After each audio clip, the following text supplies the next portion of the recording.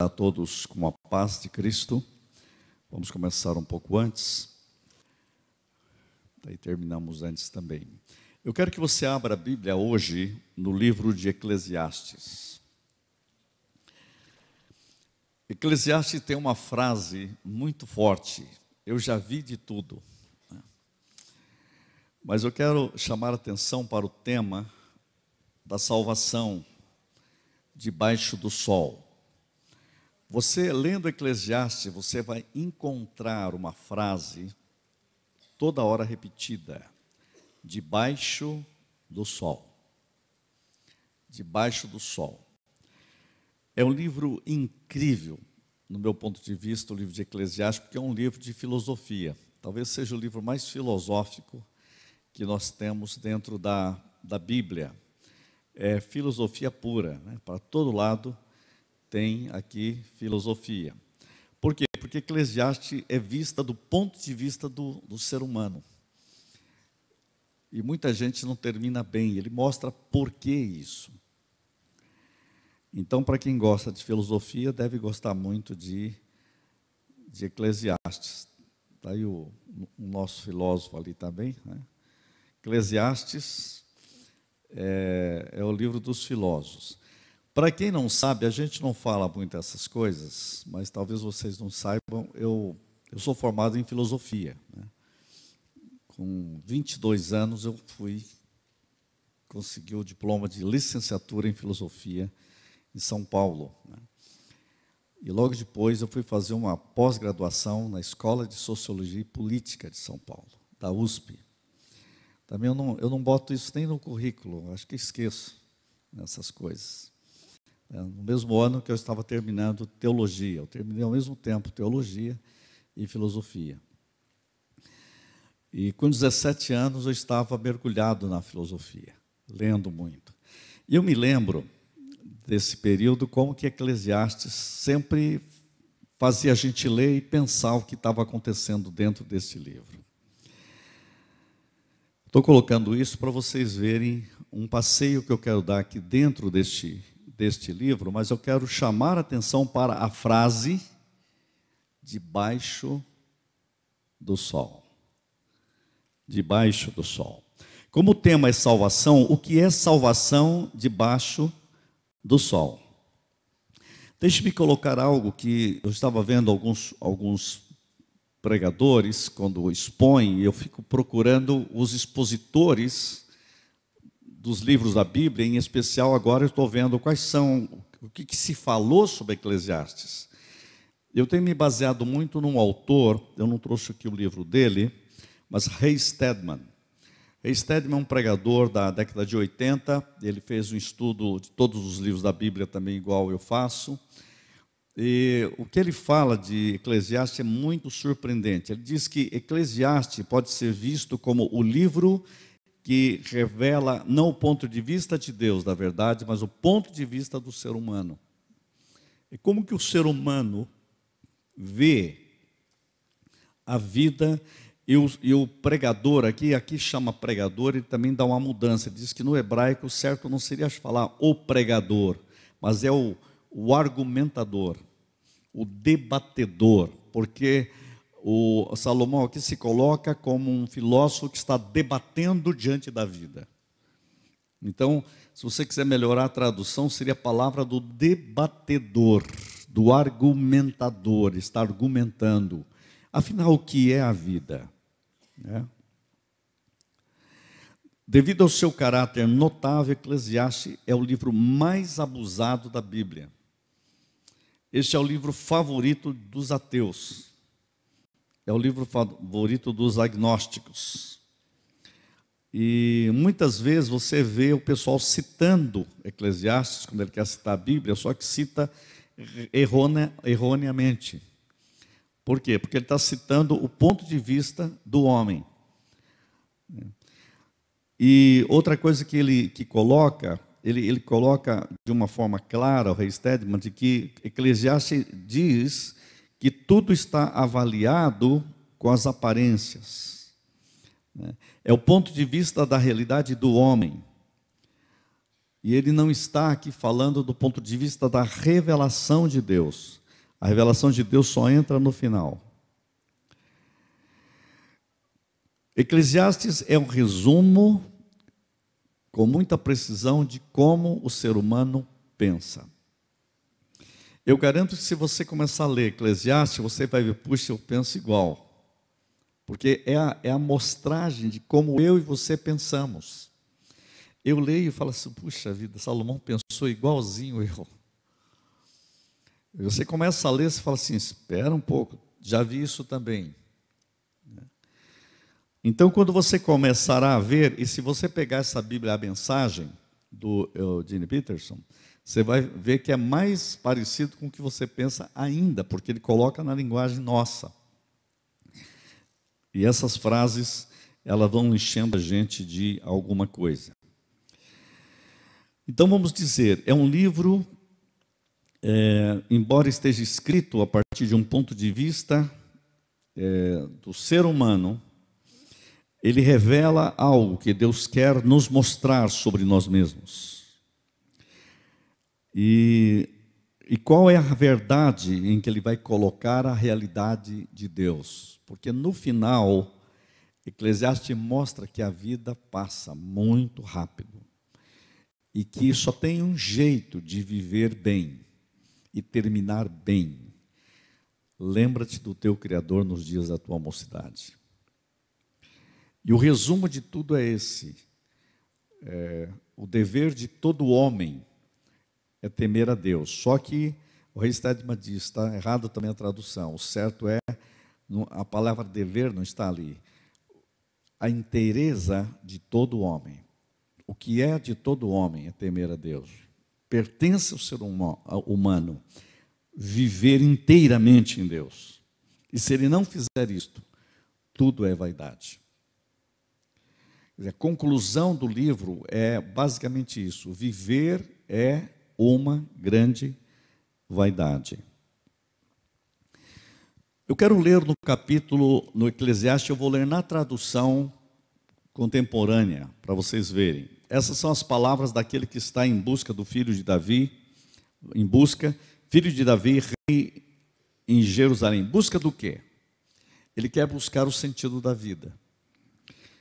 Ele diz o seguinte, vazio, tudo é um grande vazio. Vaidade de vaidade, tudo é vaidade. Nada vale a pena, nada faz sentido. O que resta de uma vida inteira de trabalho sofrido. Uma geração passa, outra geração chega, mas nada muda. É sempre a mesma coisa. O brasileiro fala sempre essa frase. Vai político, vem político, vai político, vem político, tudo a mesma coisa. O sol nasce e se põe. Um dia após o outro, é sempre igual. O vento sopra para o sul e depois para o norte. Gira e dá muitas voltas, sopra aqui e acolá. Vai seguindo o mesmo, como todos os dias vão para o vasto oceano. Mas o oceano nunca transborda. Todos os dias estão jogando água lá, mas ele nunca enche. Ele está dizendo, puxa, é uma rotina constante. É o que o Nietzsche chamava de eterno retorno de tudo. Tudo volta. Os rios correm para o mar. E logo depois volta a fazer o mesmo percurso. É tudo um tédio só. Ele já está dizendo algo para nós o seguinte, nenhum de vocês conseguiria viver aqui eternamente. Por isso que a Bíblia diz que passou dos 80 já vai virando canseiro e enfado. Né? Imagine viver 900, ou 1000 anos. Você aguentaria viver a rotina que você vive 1000 anos? Aqui está dizendo não.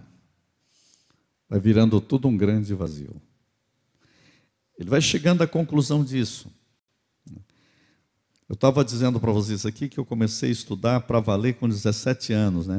Os grandes filósofos, grandes pensadores. Já se passaram mais de 40 anos, 45 anos, 46 anos, 47 anos. A gente vai vendo que vai rodando, né? Vai rodando as coisas. Hoje eu nem entro nesse coisa de Facebook, escrever as coisas, porque é tanta besteira. É tudo a mesma coisa, vai e volta, vai e volta. Aí vem alguém que quer mudar o mundo, etc. Coitado, não sabe o que está falando. É tudo vazio. Vai rodar, vai ficar tudo igual. É um nhenhenhen para lá, nhenhen para cá, nhenhen para lá, para cá. E vai. E depois que você passa uma hora, você fala, puxa vida, mas que besteira tudo isso. É isso aqui que ele está falando. E ele diz assim, quer ver? Ó, será que os olhos não cansam de ver? Nem os ouvidos de ouvir? O que foi será novamente, o que aconteceu acontecerá de novo. Não há nada novo neste mundo. Ano após ano, é sempre a mesma coisa. Se alguém grita, ei, isso é novo, não se anime, é a mesma velha história. Ninguém se lembra do que aconteceu ontem. E as coisas que vão acontecer amanhã, ninguém se lembra delas também. Você acha que será lembrado? Pode esquecer.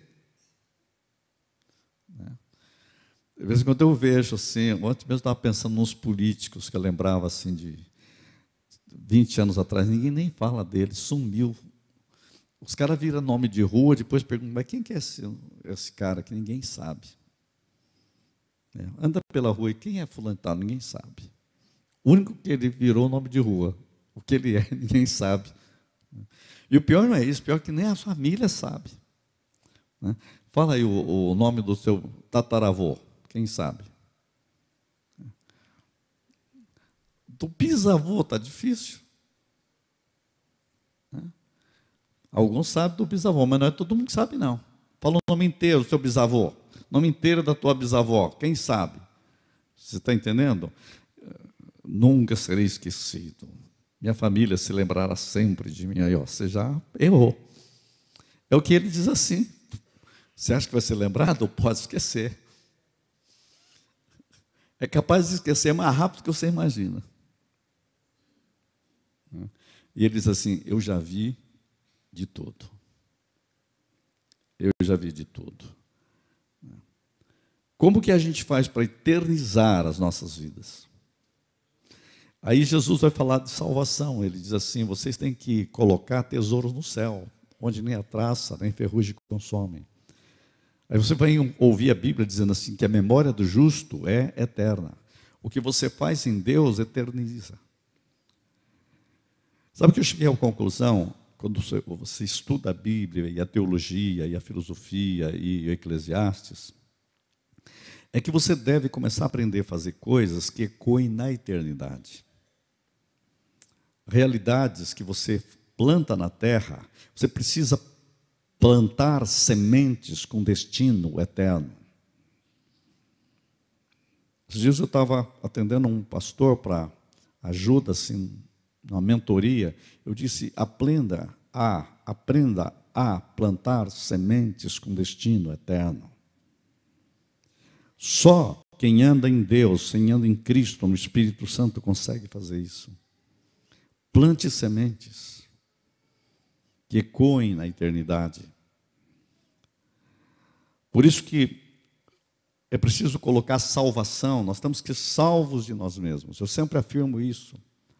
Para mim, salvação eclesiástica pode dizer que nós precisamos ser salvos de muitas coisas.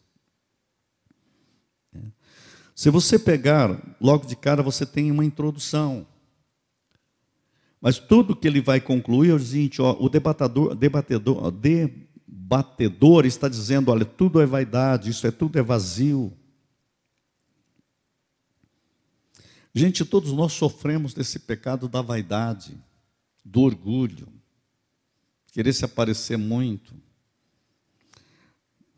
Vaidade aqui tem um sentido de viver uma vida fútil, sem sentido, né? Todo mundo acha que vaidade a mulher é vaidosa, né? A mulher vaidosa, a mulher que se veste bem e se cuida, não é isso? A gente perdeu até o sentido da palavra vaidade, né?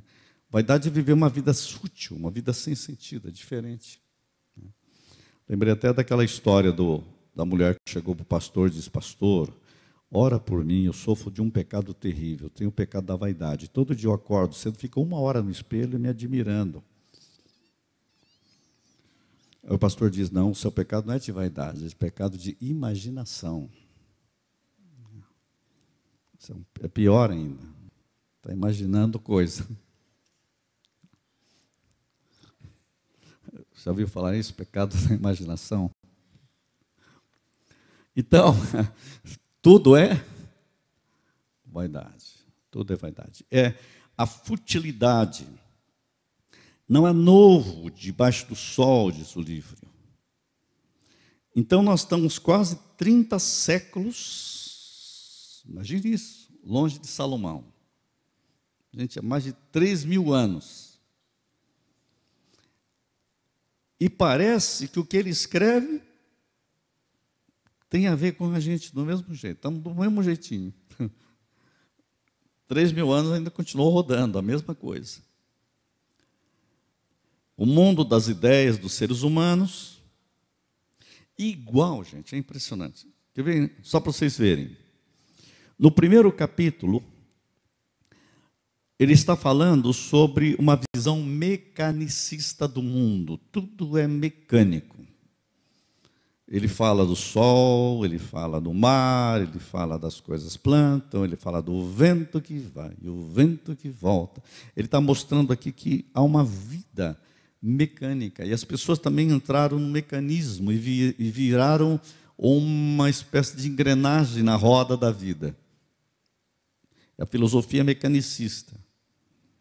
Ele diz assim, versículo 12, ó, eu sou aquele que está em busca. Fui rei de Israel em Jerusalém, já investiguei tudo com cuidado, explorei tudo que é feito nessa terra e deixei-me dizer, não há nada de especial. Deus não facilitou nada para nós, tudo é difícil. Já notaram isso ou não? Esse dia eu vi o Silvio Santos falando, olha, não tem nada fácil, tudo foi difícil. Tu acha que ele viveu uma vida boa, né? Ele diz, olha, tudo é difícil. Então é difícil para todo mundo. O rico, o pobre.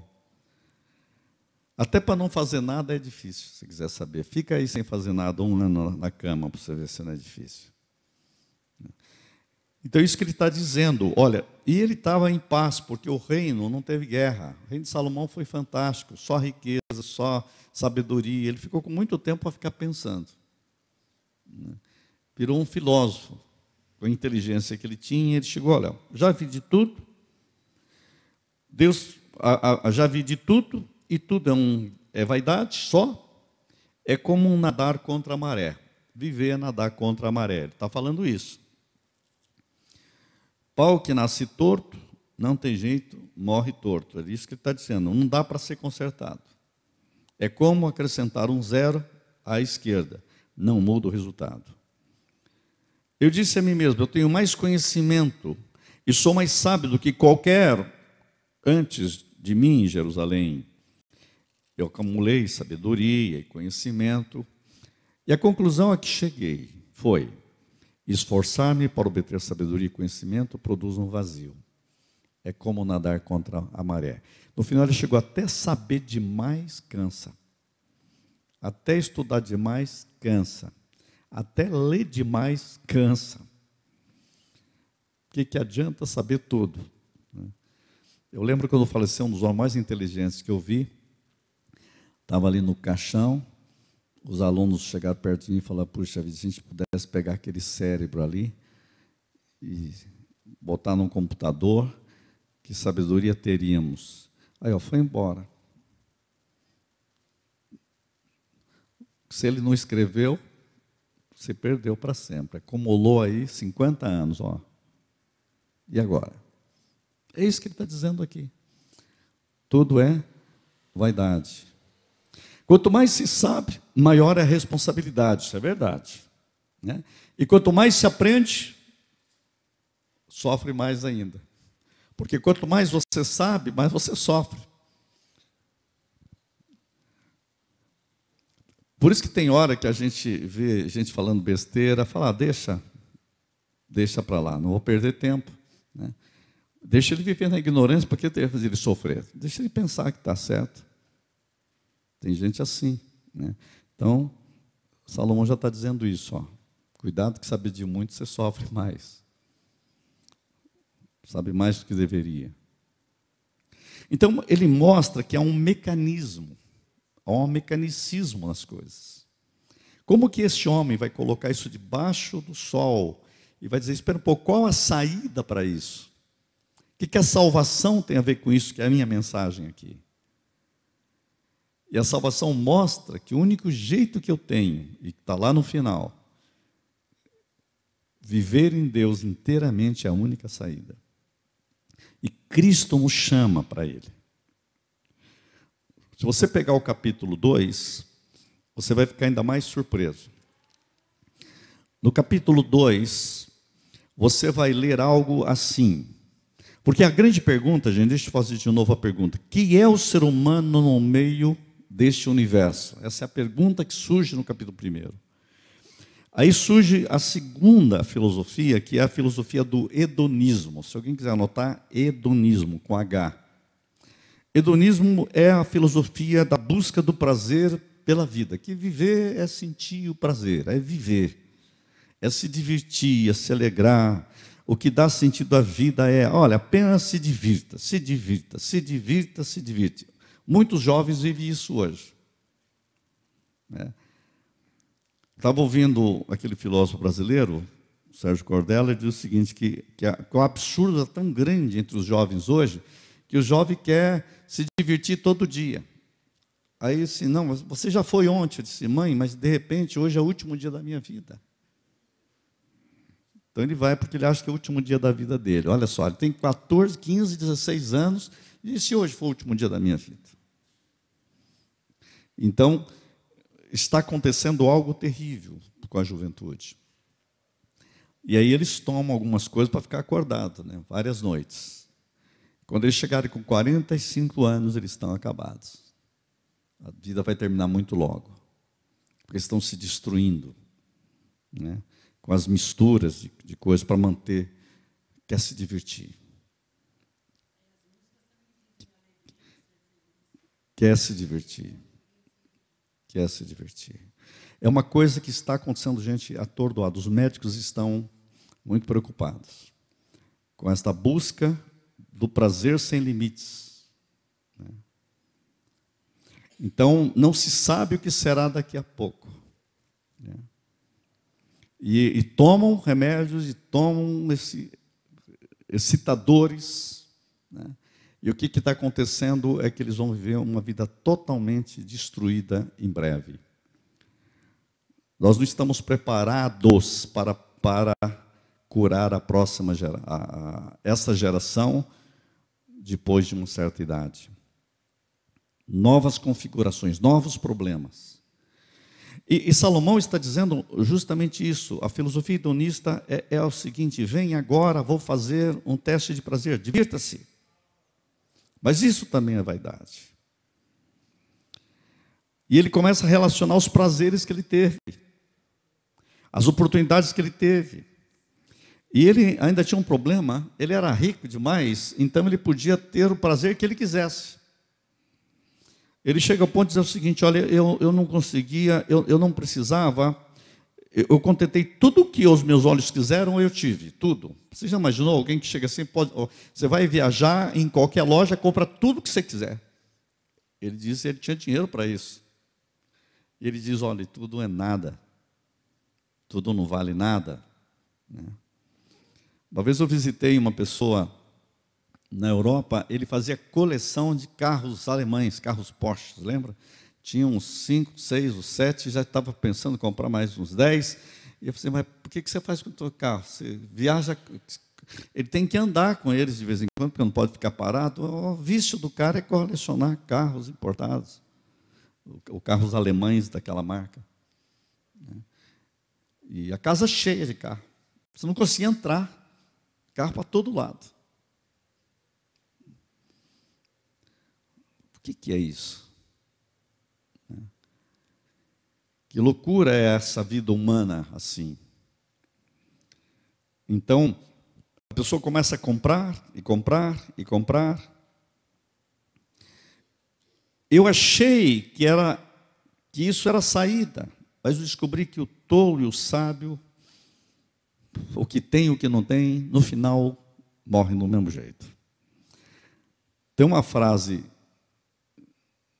do chinês muito interessante. Todo mundo conhece o xadrez, né? O xadrez tem o rei, a rainha, né? Tem a torre e tem o peão, né?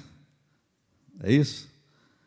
Aí ele diz o seguinte: quando termina o jogo, a vida é igual a um jogo de xadrez, diz os chineses. Quando termina o jogo, todos vão para a mesma caixa. Tanto o peão, como o rei, como a rainha. Essa é a vida. Tanto o tolo como o ignorante, tanto o rico como o pobre, termina na caixa. A vida é um jogo de xadrez. Essa é a sabedoria chinesa. Salomão está dizendo justamente isso. Ele está dizendo, olha o que ele está dizendo: eu disse a mim mesmo, vamos lá, vamos aproveitar a vida, capítulo 2, 1. Vamos nos divertir, mas descobri que isso também produz um vazio. O que eu descobri depois de curtir a vida é loucura, não vale a pena. É cair na vida e buscar prazeres. Será que vale a pena? Com a ajuda de um bom vinho, aí ó, botou vinho no negócio. Acompanhado de um bom senso, decidi cair na gandaia de vez. Estava desesperado para descobrir se alguma coisa valia a pena nessa vida que todos temos que enfrentar nesta terra. Fiz projetos formidáveis, olha, cheio de projetos. Formidáveis, como ninguém. Construí casas, plantei vinhas, projetei jardins e parques, plantei muitas árvores deles, fiz reservatórios de água para irrigar os pomares, comprei escravos e escravas, que com seus filhos me deram mais escravos, depois adquiri grandes rebanhos, mais do que os de qualquer um antes de mim em Jerusalém. O cara disse: eu fiquei o cara mais rico do país, o milionário da época. Acumulei muito ouro e prata, dos reis que dominei e dos reinos que conquistei. Ele ainda pegou de todo mundo de fora. Foi uma opressão total econômica, né? Um capitalismo sem limites aqui. Reuni um coral de cantores, aí daí ele fez festa, para minha diversão. Então ele só se divertia. Que vida, hein? Já imaginou? E o maior desejo de todos os homens, as mais lindas mulheres. E vocês lembram tanto de esposa que ele arrumou fora as concubinas, né? E como prosperei, deixei para trás todos os meus antepassados em Jerusalém, mas nunca abri mão da sabedoria. Tudo que desejei, eu tive. Nunca me neguei nada. Fiz tudo o que deu na telha. Está desse jeito aqui na Bíblia, essa aqui, tá? Fiz tudo o que deu na telha. Não estava nem aí. Parece muita gente que eu já vi falar hoje, né? Queria sentir prazer em tudo o que fazia. Essa era a minha única recompensa depois de um dia de trabalho sofrido. E no final, sabe o que aconteceu comigo? Ele diz: eu comecei a odiar a vida. Eu parei para pensar em tudo que fiz, todo aquele trabalho suado, sofrido, mas quando caí na real, eu vi que tudo era um vazio só. Era nadar contra a maré, nada valia a pena. Depois disso, tentei descobrir a diferença da insensatez e da sabedoria, né? Esse negócio de ser rei é uma tarefa difícil. Ponto final. Ponto final. Mas eu realmente vi que a sabedoria é melhor do que a insensatez. Assim como a luz é melhor que a escuridão. Mesmo assim, apesar dos sábios enxergarem para onde estão indo, os insensatos tatearam escuro. No fim são todos iguais. Todo mundo vai para a mesma caixa. Essa é a ideia que ele está dizendo. Quando me dei conta de meu destino é o mesmo do insensato. Ele está em crise. Espera um pouco. No final a gente termina tudo igual. Quer dizer, a história do chinês lá, vai todo mundo para a mesma caixa. Eu acho que o rico fica mais complicado. Se a pessoa, o cara rico, sabendo que tem que morrer. Esses dias morreu o Rockefeller, com 102 anos, mas morreu. Os caras mais ricos do mundo. Não teve jeito. E aí? que Salomão disse: tudo é vaidade. O que é que vale a pena? O que é que é salvação no meio disso, gente? Ele chega ao ponto de dizer aqui, na tradução que eu estou contemporânea, diz assim: odiei tudo o que realizei e até o que acumulei. Eu não posso levar nada mesmo. Terei de deixar tudo para os que vieram depois de mim. Eu acumulei os outros que vão gastar.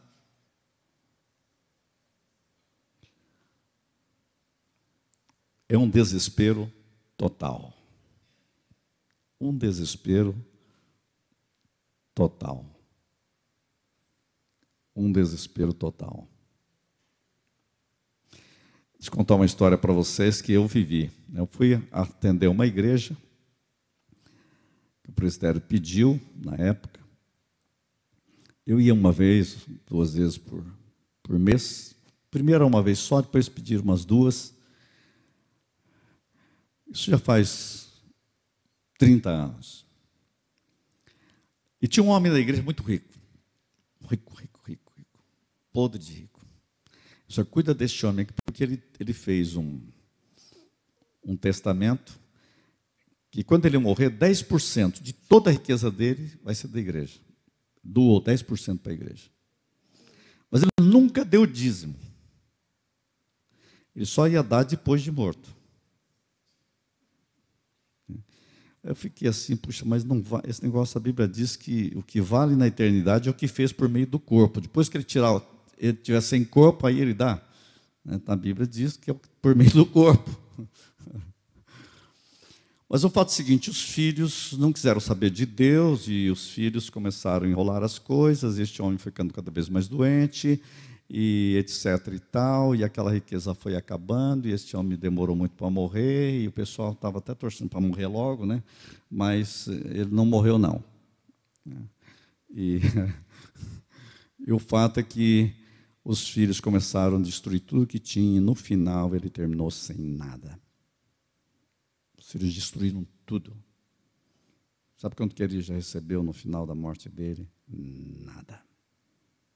Teve que até ajudar o funeral, para vocês terem uma ideia. Eu não estava mais lá, lógico. Mas eu tinha alertado algumas coisas ali. E eu olhei para esse texto e disse: puxa, o cara acumulou a vida toda. E terminou um grande nada.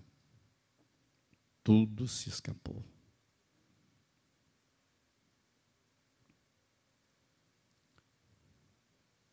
Eu estava com um homem muito rico um dia,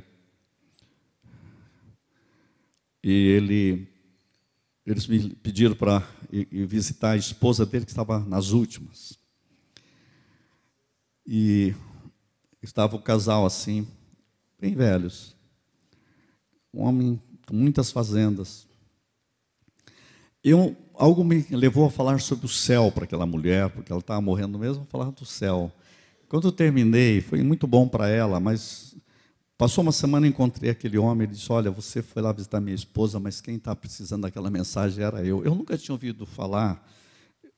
E olha, eu estou na igreja desde criança. Fui presbítero 45 anos. Mas eu não conhecia esse Cristo do jeito que você falou hoje. A minha vida toda é centrada no dinheiro e na riqueza. Minha vida eu quero Cristo, eu quero esse Cristo que você falou. Eu quero este céu. Descobri que minha riqueza é pobreza. Esse homem fez o máximo que ele pôde para o reino de Deus. Mas havia um vazio dentro dele, gente, incomensurável diante da morte. E aquele dia foi um dia muito especial. Para mim também, eu nunca me esqueço disso. E o surpreendente, a mulher não morreu. A mulher viveu. Quem morreu foi ele. 15 dias depois. 15 dias depois. Não é surpreendente isso? Eu já vi coisas na minha vida, do meu ministério, que mostra essa realidade da vida. Uma vez eu estava em Maringá, uma jovem chegou lá em casa, morávamos assim do lado da igreja, e disse: meu pai está nas últimas, você podia ir lá visitar. Eu moro na França, eu vim, lá eu encontrei Cristo, meu pai precisa de Cristo. Aí eu fui. Eu nem lembro o nome desse pessoal. Quando eu cheguei lá, o homem tinha 10 fazendas. E eu vi aquele homem olhar para os filhos e dizer assim: olha, eu gastei uma fazenda indo para os Estados Unidos me curar, ninguém me dá cura, ninguém me dá saúde. Estou nas últimas. O senhor não podia nem se mover, já estava cheio de aparelho, assim, segurando para não mexer a cabeça. Ele pegou assim a mão, olhou para os filhos e disse: eu vivi a vida toda cuidando das minhas fazendas. Vocês cresceram, eu não vi vocês crescerem. Começou a chorar. E eu ali, um jovem pastor, tinha uns 28 anos mais ou menos, naquela época, ou 30 por ali, e vendo aquele quadro ali, uns 6 ou 7 filhos, aquele homem diz: olha, a vida fugiu das minhas mãos, e eu não abracei vocês. Eu nunca vi uma pessoa mostrar tanto Eclesiastes. Viveu a plenitude do materialismo, que aparece logo aqui. Aparece logo a seguir, sabe? Uma vida sem sentido. Uma vida existencial vazia, total. E eu tentando ali pregar uma palavra para ele. Fala: do Senhor é meu pastor e nada me faltará.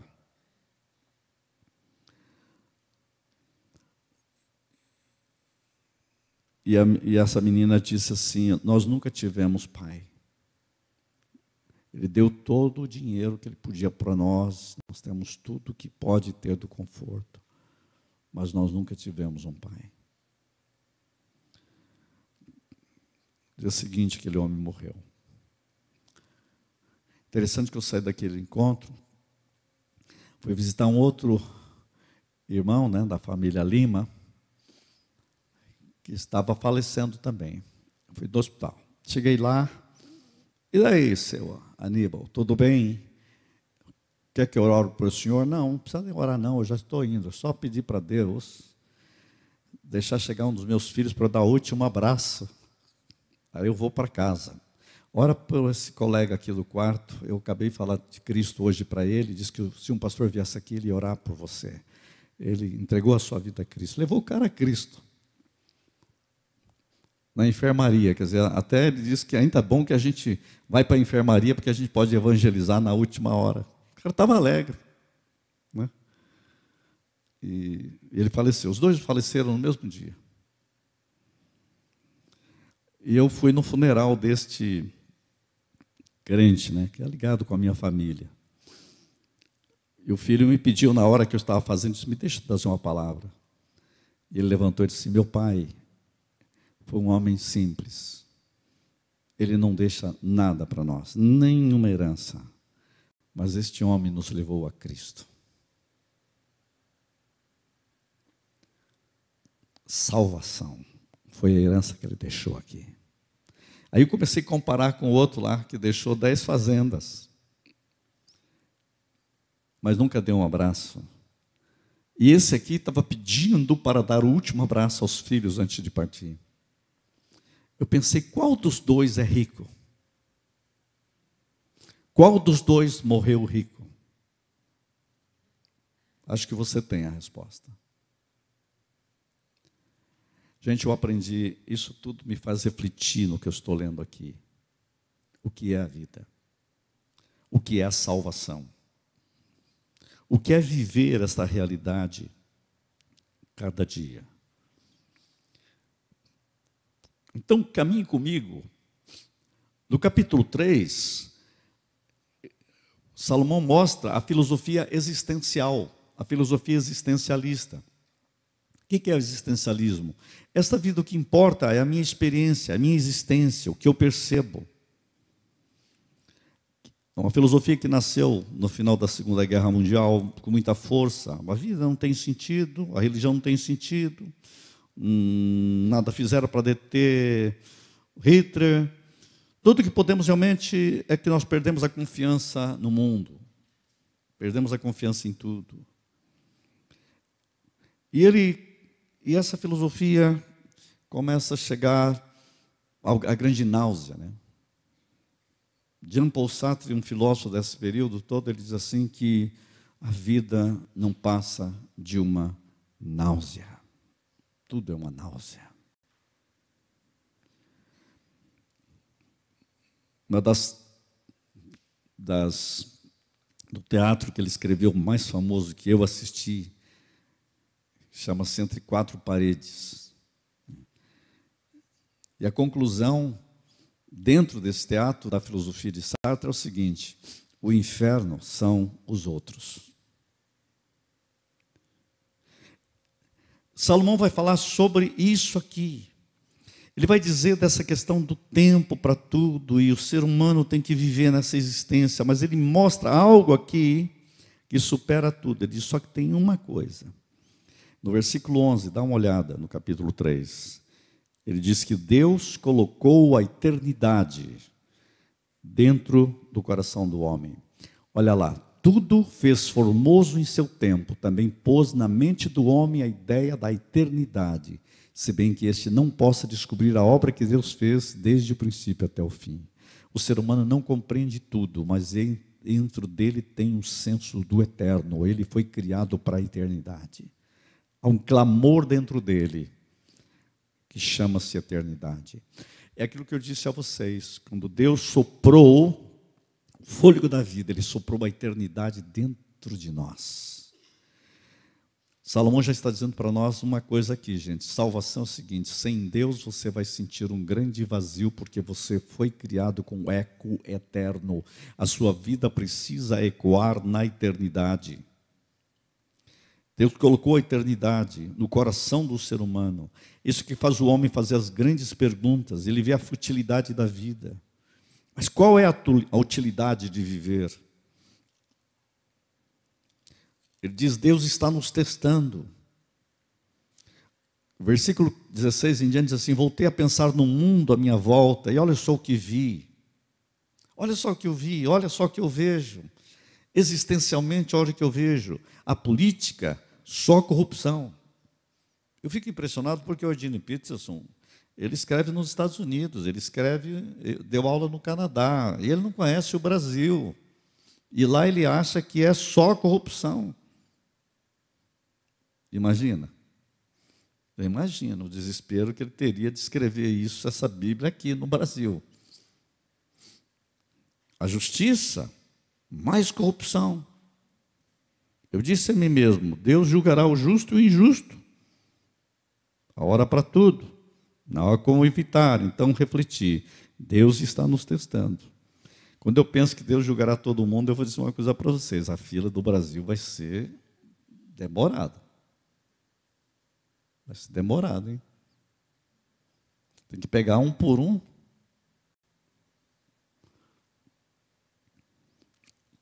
O homem animal tem o mesmo fim, ele está dizendo. O que ele está dizendo é o seguinte, gente: não faz sentido as coisas. Aí que está o existencialismo dele. Viemos do pó, todos nós acabamos no mesmo lugar, viemos do pó, ao pó voltaremos. O fato seguinte: e nós? E ele está perguntando: e depois da morte? É como ele está dizendo, ele está se colocando no lugar do homem aqui, fazendo a pergunta, que não conhece a revelação da salvação de Deus. Porque quando você vai no homem que ganha a salvação de Deus, você tem Jó respondendo: eu sei que o meu Redentor vive e que por fim ele se levantará da terra.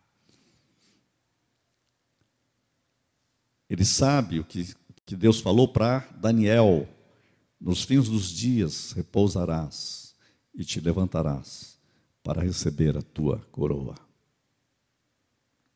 Ser fiel até a morte e dar-te-ei a coroa da vida. Salvação debaixo do sol.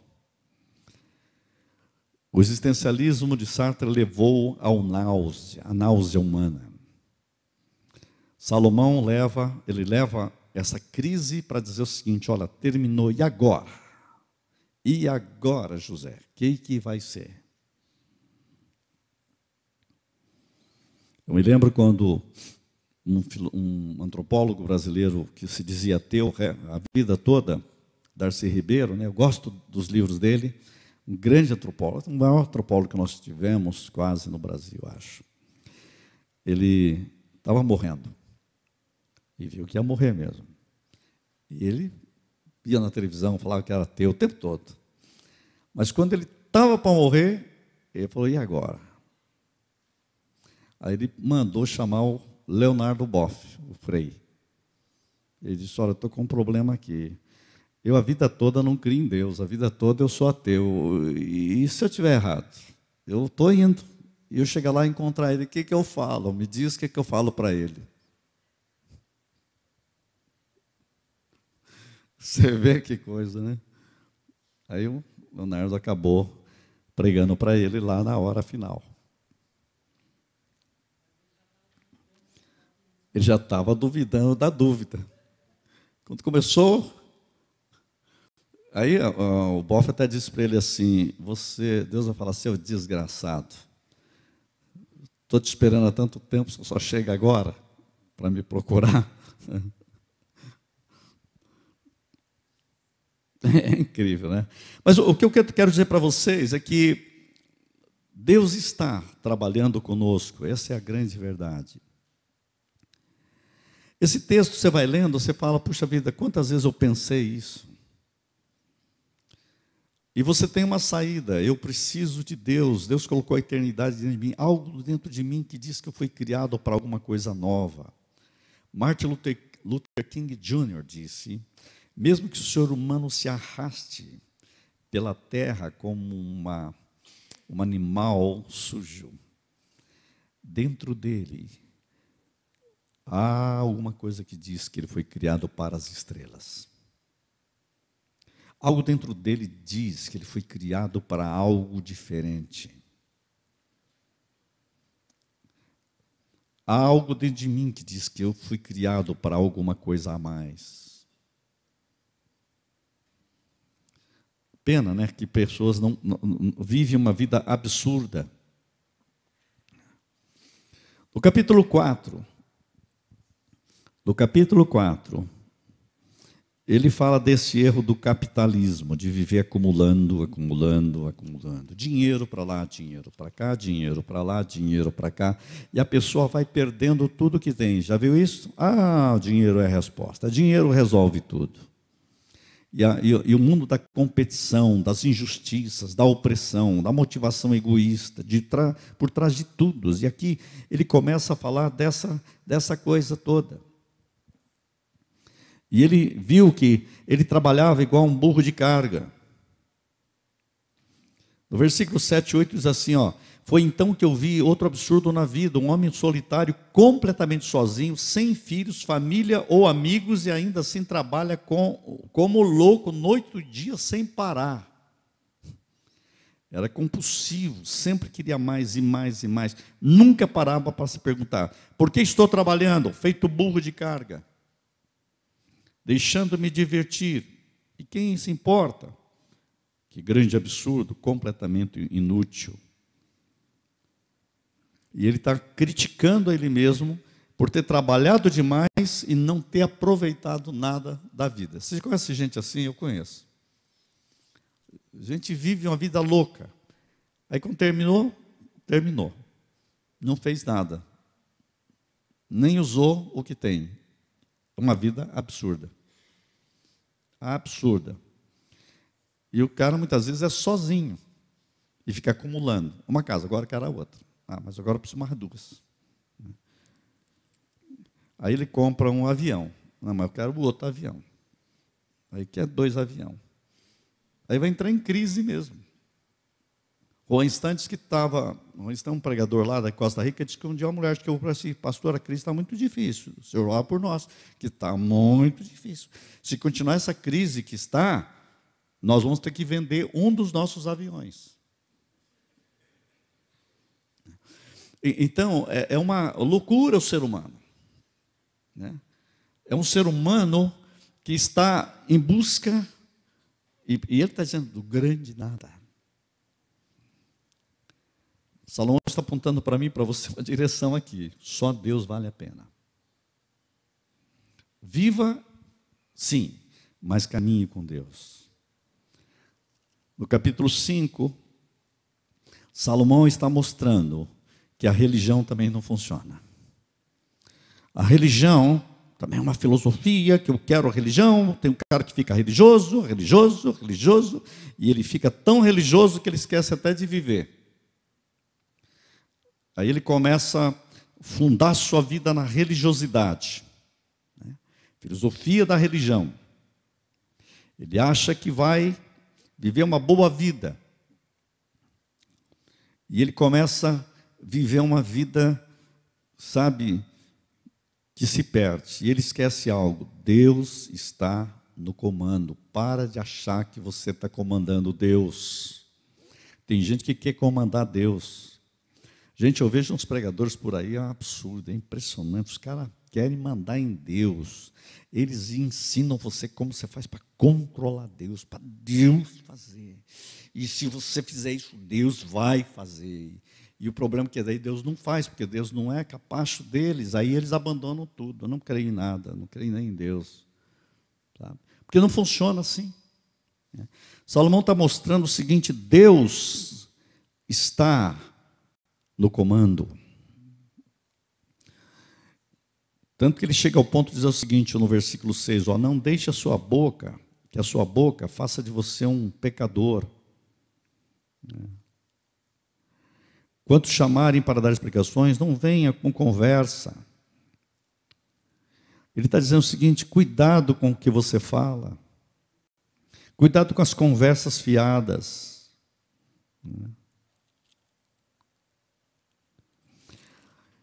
Então o texto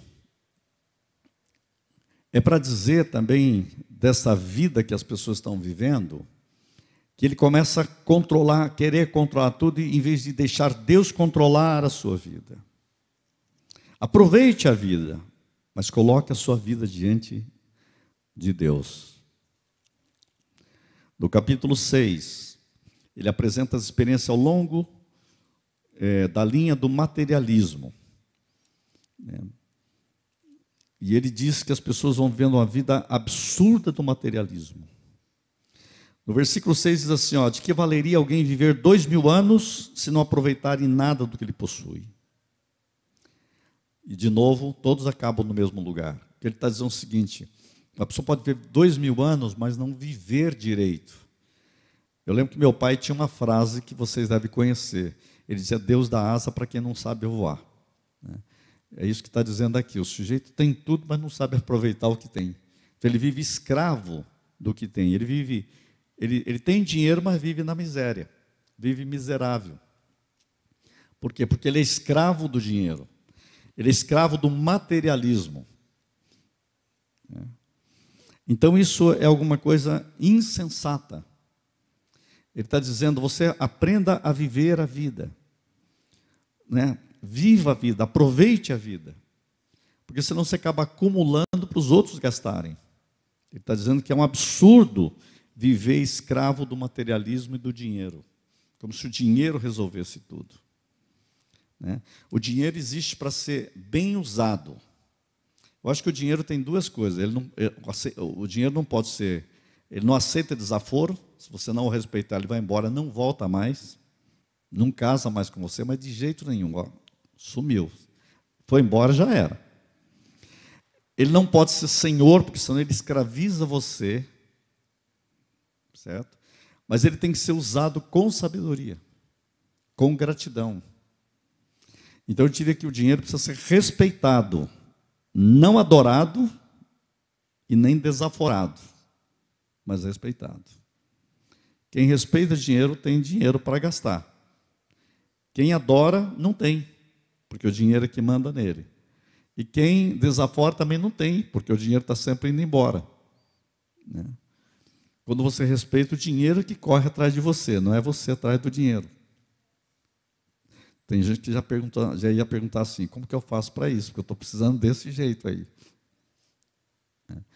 Então, é uma luta permanente, mas aqui ele está criticando essa vida puramente materialista, dos absurdos da vida, do materialismo.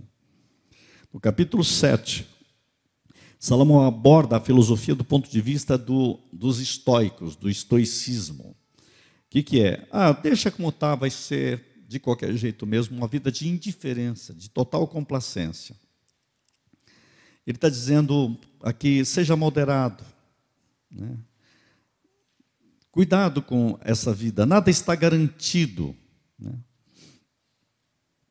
Nada está garantido, mas você precisa aprender a viver os lados da vida. No versículo 23 diz assim: mergulhei de cabeça na minha busca por sabedoria, fiz de tudo, mas estava além das minhas forças. Tudo é muito mais profundo, o mistério é mais profundo, profundo demais, é impossível alcançar. Então me lancei de corpo e alma, estudando, investigando e buscando a sabedoria. Eu queria o sentido da vida, queria também saber a razão do mal, da insensatez, da tolice e da loucura. E descobri que uma das piores armadilhas da vida é cair nas mãos de uma mulher imoral. Olha só, eu não sei se você tem na sua Bíblia aí, esse versículo. Eu gosto de fazer uma amostragem desse texto, do capítulo 7, que eu estou lendo, né? Capítulo 7, versículo 26, olha. Achei coisa mais amarga do que a morte, a mulher cujo coração são redes e laços, e cujas mãos são grilhões. Quem for bom diante de Deus fugirá dela, mas o pecador virá a ser seu prisioneiro. Interessante isso em Salomão, né? Porque Salomão lá em Provérbios, ele diz que quem achou uma esposa, achou um tesouro e é um abençoado de Deus. E aqui ele diz, olha, tem uma coisa pior do que uma mulher no plano de Deus é um tesouro, mas tem mulher que é pior do que a morte. A pessoa pior do que a morte. A pior coisa é a morte, né? Salomão diz, não, tem uma coisa mais pior do que a morte, que é uma mulher cujo coração são redes, cujas mãos são grilhões. Para as mulheres não ficar bravas, que aplica para homem também, né? Cuidado com relacionamentos que sejam redes e armadilhas, porque isso é pior do que a morte. O que eu vejo aqui, o texto está dizendo o seguinte: há relações que são tesouro, e há relacionamentos que é muito perigoso ele se tornar pior do que a própria morte. Então a Bíblia, Salomão está mostrando esses dois lados da vida, e nós temos que ter sabedoria, cuidado com os extremos. Muita sabedoria. Sabedoria é bom, mas cuidado para você não ser sábio demais. Seja bom, mas cuidado para não ter bondade demais, viu? Está mandando você ter equilíbrio. É mais ou menos para dizer, eu acho que não é mais ou menos, não, é isso que ele quer estar dizendo. Ajude as pessoas, mas cuidado para não ajudar demais. A psicologia diz que quando você ajuda demais, você está estragando. Nunca ajude mais do que 50%, diriam os psicólogos da análise transacional. Porque aí você está salvando, e salvando, a pessoa que está sendo salva por você te odeia, porque você está humilhando ela. Cuidado quando você ajuda. Salomão está mostrando esse equilíbrio da vida. É bom não radicalizar, versículo 18, é bom ter equilíbrio. Quem teme a Deus evita extremos, porque vê os dois lados da moeda. A sabedoria dá força ao sábio, mais forte do que 10 homens fortes de uma cidade. Um homem com sabedoria é mais forte do que 10 homens fortes, lutadores, que você vê aí na televisão. Sabedoria é mais forte. Outra coisa, não fique, versículo 21, bisbilhotando a conversa dos outros. Tem gente que é lixeiro. Quando ele tem lixo, ele atrai o lixo. Um psiquiatra latino-americano uma vez disse no congresso que eu estava que muitas pessoas na família têm o dom da lata de lixo familiar. Todo mundo tem problema, vai na latinha de lixo, joga lá. Tem gente que pega todo o lixo da família inteira, ele sabe. E fulano, ele já te mostra o lixo. E fulano, o lixo. Passa o dia procurando lixo, olha o lixeiro. Um dia eu estava num encontro de casais falando sobre isso. Um homem levantou a mão e disse: você acabou de mostrar todo o problema de casa. A minha esposa é a lixeira da família inteira. Ela passa o dia ouvindo os lixos. E eu sou o saco de lixo, porque quando eu chego em casa, ele joga tudo em cima de mim, todo dia. Então, um saco de lixo e o lixo. E quando não tem muito lixo, liga. E daí, como está aquele problema? Mais um lixinho. Ainda liga para perguntar. E eu já descobri que na igreja também tem lata de lixo. Tem gente que, se você conversar com ele, sabe do lixo da igreja inteirinha. As coisas boas ele não sabe, não, mas lixo ele sabe. Ah, esse. É o lixão. Catador de lixo. E pior que ele passa a noite lustrando lixo. A noite inteira, não dormir, preocupado. Fica lixando, cuidando de lixo. E se pudesse reciclar e fazer esse negócio ficar bom, mas ele não consegue fazer isso. É isso que o texto aqui está dizendo. Cuidado, gente. Por isso que o versículo final aqui desse capítulo diz algo seguinte. Vamos ver quando fica nessa tradução. Eis o que tão somente achei, que Deus fez o homem reto, mas ele se meteu em muitas astúcias. Deus fez tudo direitinho, mas ele gosta de procurar encrenca.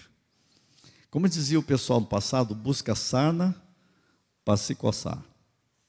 É isso que ele está falando, isso é sabedoria. Então ele está dizendo o seguinte aqui na minha tradução: de 1000 homens que ele diz assim: por fim cheguei à seguinte conclusão: Deus fez todos íntegros e honestos. Nós estragamos tudo.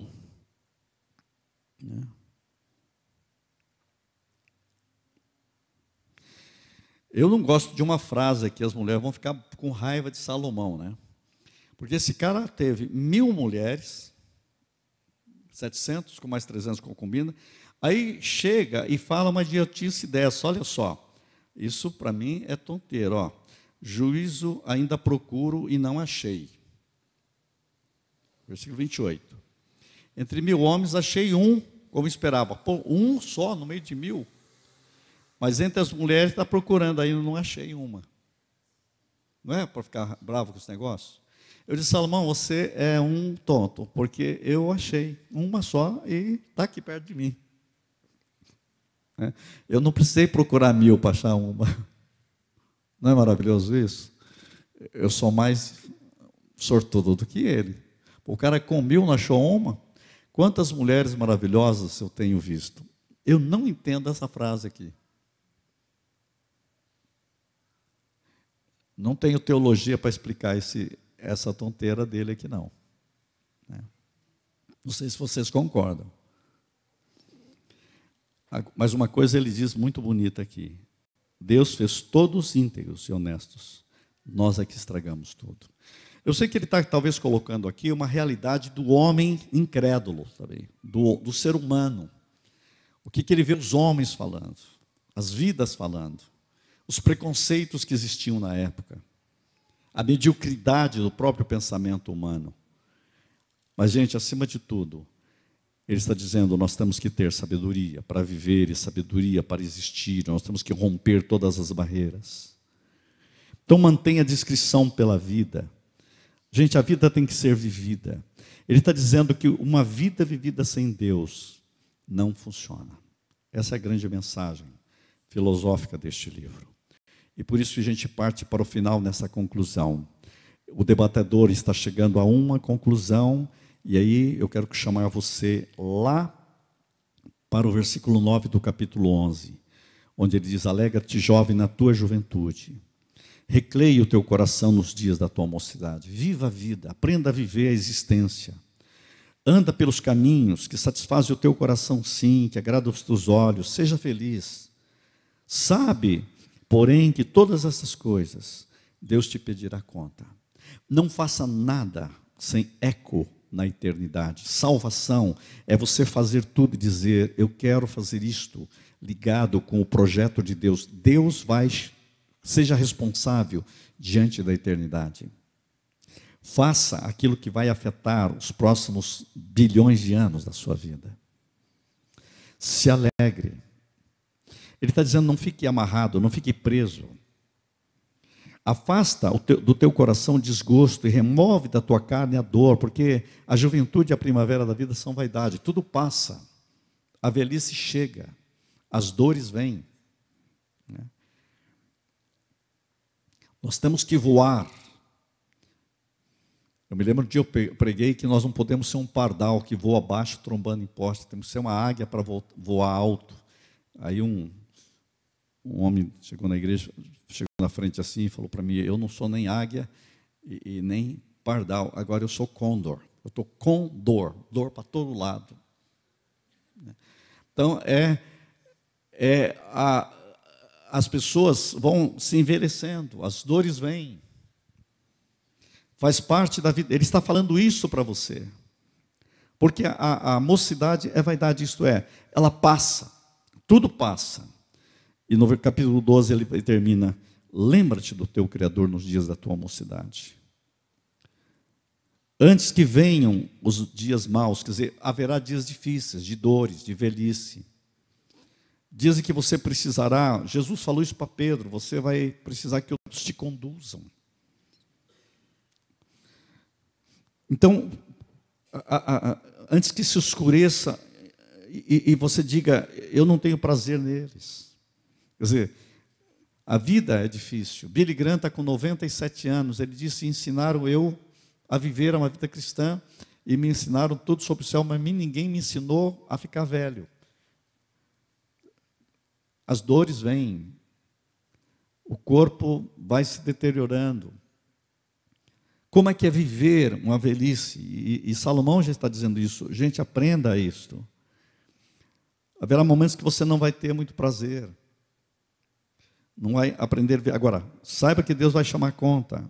Ele diz: antes que escureça o sol. O que é isso? Antes que sua visão vai terminando. Né? Ele diz assim: antes que, no dia em que tremerem as guardas da sua casa, que a perna começa a bambear, né? Os braços, os teus braços se curvarem, né? Então, veja, ele está colocando a realidade da vida como ela é. Na tradução contemporânea, para terminar, diz assim: na velhice teu corpo já não mais o ajudará muito, os músculos afrouxam, os passos vacilam, as juntas endurecem, as sombras da noite se apresentam. Você já não poderá ir aonde quer, tudo estará devagar, quase parando. O barulho em sua casa desaparecerá. Por quê? Né? Tem gente que já está assim aqui. E você acordará com o canto dos pássaros. Passeios nas montanhas serão coisa do passado, não vai dar mais para subir montanha. Então, quando você é jovem, sobe a montanha, porque tem uma hora que você não vai mais. Tem gente que já está com dificuldade com a escada, mesmo uma simples caminhada o preocupará. Seu cabelo branco será como flor de madeira, de macieira, não sei que pinta igual eu, né? Adornando um copo frágil como um cristal. Você estará a caminho do descanso eterno. Ixi, essa parte ninguém gosta. Mas está dizendo: olha, você está a caminho da eternidade. A vida vai terminando. E daqui 100 anos, nenhum de vocês vai estar aqui nessa igreja. Né? Não vai ter jeito. Então, a vida passa, né? Então, a vida passa e os seus amigos já começam a chorar. A vida agradável, enquanto durar, logo acabará. A vida frágil, como porcelana preciosa e bela, terminará. Então, o corpo voltará ao pó. O espírito retornará a Deus, que primeiramente o soprou. Né? Gente, é incrível. E ele vai terminar, e eu gosto melhor da tradução final, para dizer: bem, versículo 12: de tudo que se ouviu, a suma é temer a Deus e guardar os seus mandamentos, porque é isto que é todo homem. Temer a Deus é aquilo que é seu. Viver em Deus, viver para Deus, viver com Deus. Salvação debaixo do sol é viver inteiramente em Deus. A vida de Eclesiastes é a vida que é real, é a vida autêntica, é uma filosofia da existência humana. Mas ele termina muito bem. Sabe, Deus tem que ser a nossa preocupação última, primeira e última. Quando eu digo última, é o seguinte: nada é mais importante do que Deus. É a suprema. O que eu quero mais de tudo é Deus na minha vida. Essa é a conclusão dele. E esse é o jeito certo de viver. Salvação debaixo do sol. Amém? Deus abençoe. Até domingo que vem.